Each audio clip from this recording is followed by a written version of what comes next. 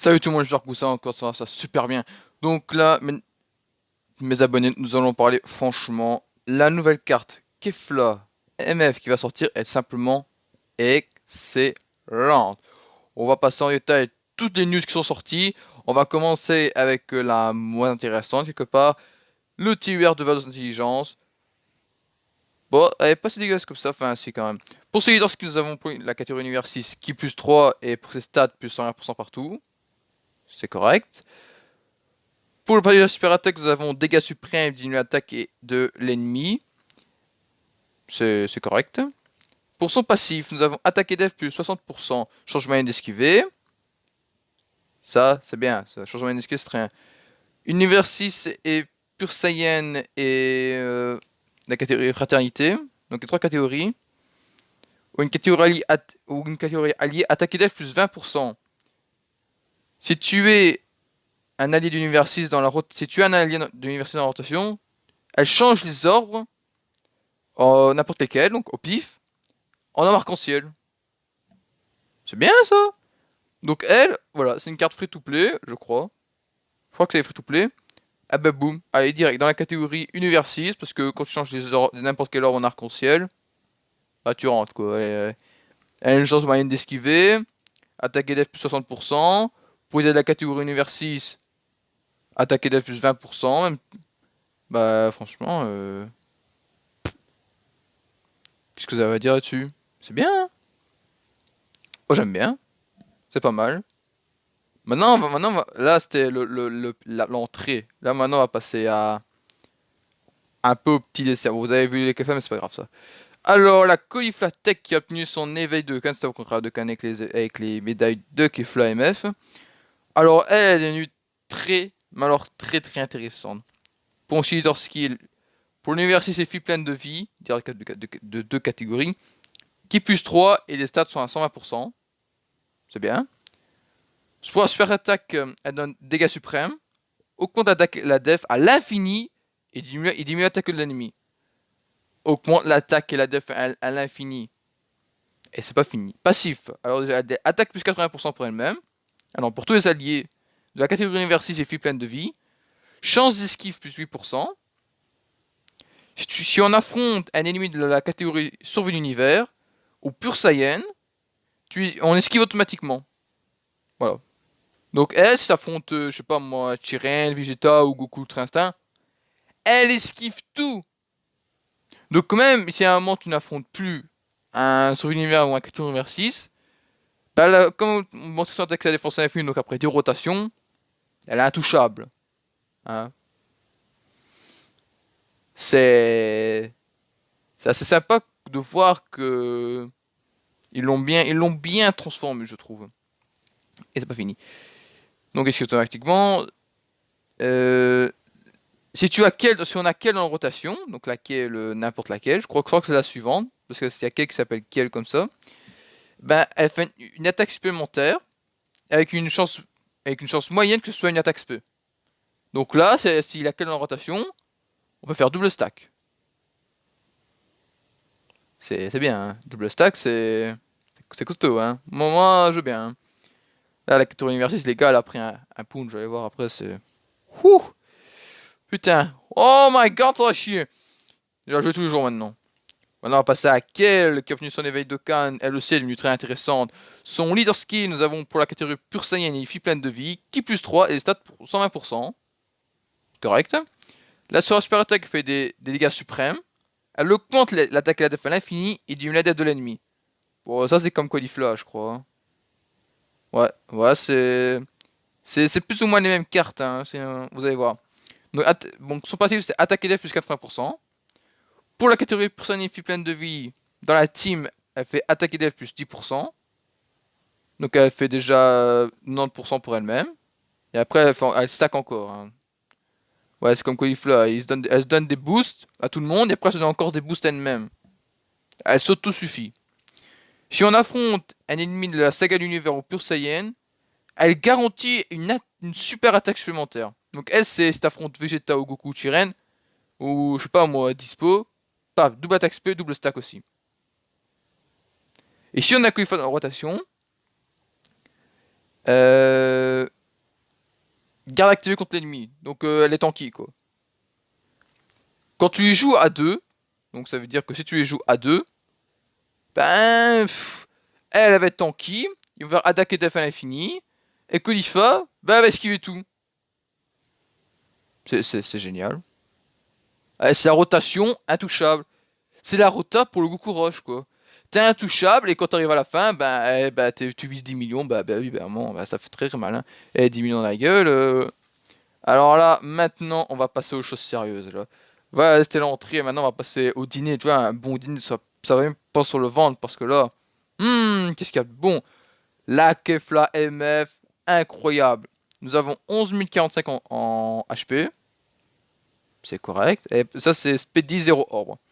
11 736 en attaque et 6 933 en défense. Je vais regarder Cara Design, j'adore. Pour son leader skill, la KFMF, nous avons University Ski plus 3, les stats à 170%. Un monstre, un monstre. Et pour la catégorie croissance rapide, je crois que c'est une nouvelle catégorie, qui plus 3 et stats à 150%. C'est bien. Croissance rapide, ça pourrait être qui dedans? Je crois qu'il n'existe pas, donc on aurait qui? Elle, Gohan, lesquels, les Caulifla, les Kiabe, Goten, Trunks, Gotenks, Goku peut-être, ou un Vegeta. En tout cas, il y a beaucoup de grosses cartes qui vont être dedans. Sur la super attaque, elle fait dégâts immenses et attaque à l'infini. Elle augmente son attaque à l'infini. Ça associé à un bon niveau de Goku Rush. Tu vas arriver à la fin, en plus c'est une puissance. Hop là, allez, 10 millions. Et encore, vous n'avez pas vu la suite, c'est... Ouh là là. Et ensuite, elle baisse la garde de l'ennemi. C'est un. Passive, défense plus 100%. Voilà, ça te suffit quoi. Quand il y a une super attaque, quand elle fait une super attaque, elle fait attaque plus 100%. Et si tu prends 6 orbes, donc 6 orbes sa couleur ou n'importe, non, c'est 6 orbes tout court, elle augmente son attaque de 50% supplémentaire. Donc, je sais pas moi, là elle fait quoi? Tu prends la catégorie universelle, elle a attaque plus 170%, bah ça fait attaque plus attendez, 220. Plus l'autre leur skill. Ça va taper très très fort. Hein. Avec une grande chance d'esquiver les attaques ennemies. Donc elle esquive les attaques ennemies si tu prends 6 orbes. Et si tu prends 6 orbes, elle va augmenter son attaque de 50%. Et elle a une grande chance d'esquiver les attaques ennemies. C'est correct. Et après 3 tours de la transformation en Super Saiyan, c'est les conditions remplies. Donc après 3 tours, c'est facile. Hein. Voici le carré design de la Kefla SCJ1. Bon, moi j'aime bien.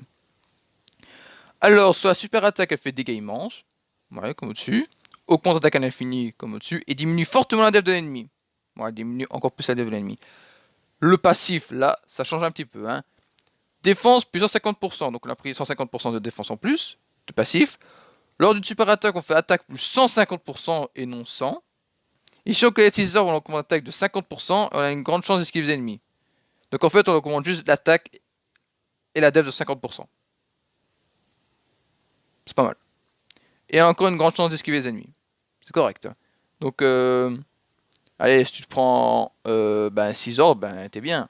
Hein, avec lesquels les cauliflots que tu vas jouer en rotation peut-être, la catégorie numéro 6, même la catégorie fille pleine de vie, là, elle a pris un boost phénoménal. Hein.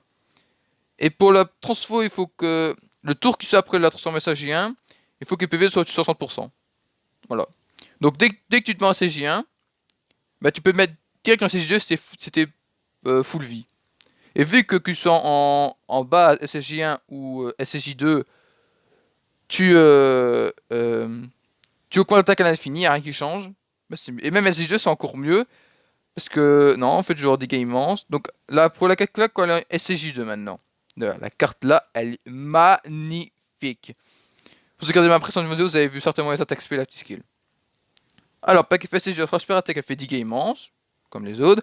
Augmente toujours l'attaque à l'infini et diminue massivement la défense de l'ennemi. Donc maintenant, la défense de l'ennemi, elle va tomber par terre. Sur son passé, elle se donne ki plus 2.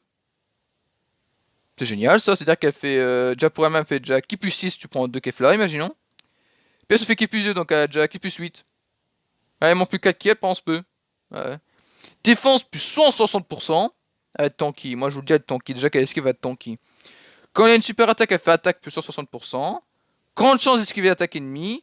Et si tu collectes 6 orbes, garantie une additionnelle attaque SP. Donc si tu prends 6 orbes, ben là tu fais double attaque SP direct. Donc double état de attaque à l'infini. Les gars, je sais pas si vous vous rendez compte, mais les cartes qui vont sortir, c'est des monstres. Laquelle, la Caulifla et la Kefla. La Team Universis, les gars, a été moyennement jouée parce qu'il n'y avait pas trop de grosses unités. Ah bah là, maintenant, elle va faire BOUM! Elle va prendre un up phénoménal en plus que laquelle Super Saiyan légendaire endurance, là que tout le monde a à 100%, et la Caulifla Super Saiyan de agilité vont passer Z-tuaire. Bah les gars, t'as fait ta rota, hein. Je sais pas, moi, tu prends déjà les deux Kefla et puis tu mets les deux Z-tuaires et puis les deux cartes normales. Et puis tu prends le petit support là en dernier. C'est magnifique, c'est génial. Moi je trouve ça super. Bah, les cartes sont excellentes. Et moi je vous dis, j'ai craqué. Hein. Prochaine vidéo sera Avocation. Et le portail sort fin mai, début juin. C'est tout ce qu'on sait pour l'instant. Fin mai, début juin, elle sera là. Je crois que j'ai tout dit. J'ai tout dit. Mais vous imaginez, les gars, de base, elle fait 100%. SCJ1, elle fait plus 50% partout. Si tu prends 6 orbes, elle esquive. SCJ2, ça c'est le meilleur, ça. Limite, le SCJ1, c'est pour si tu pourrais la garder. Mais si tu peux claquer le SCJ2, il faut claquer direct. Parce que c'est la même chose, c'est même mieux en fait. Que tu diminues plus la défense. Tu t'autosuffis en ki. T'as un taux de défense et d'attaque énorme. Et là, tu as une grande chance d'esquiver et tu peux avoir une garantie de batte XP si tu prends 6 orbes. Donc même pour le Goku Rush, c'est mieux. Moi je dis ça comme ça. Sur ce, n'oubliez pas dans les commentaires hein, de me dire laquelle des cartes vous préférez. Hein, parce que moi perso, c'est quand elle a CJ2. Bah, je crois que beaucoup de gens ont la carte CJ2 et comme je l'avais prévenu aussi, hein, elle est la catégorie univers 6, donc certainement que le hit va être dégagé. Parce que elle est clairement dessus. Hein. Ah ouais, y a pas photo. Hein. Sur ce, n'oubliez pas de liker et de vous abonner à la chaîne. Celui qui like, il drop la Kefla en single. En single, hein. J'ai 5 pierres, hop, tu la drop. Si c'était free to play, bah alors là, t'es très très bien. Moi, je craquais. Moi, je le sens, j'ai craqué parce qu'elle est magnifique. C'est obligé. N'oubliez pas de vous abonner à la chaîne. Allez, salut tout le monde, ciao!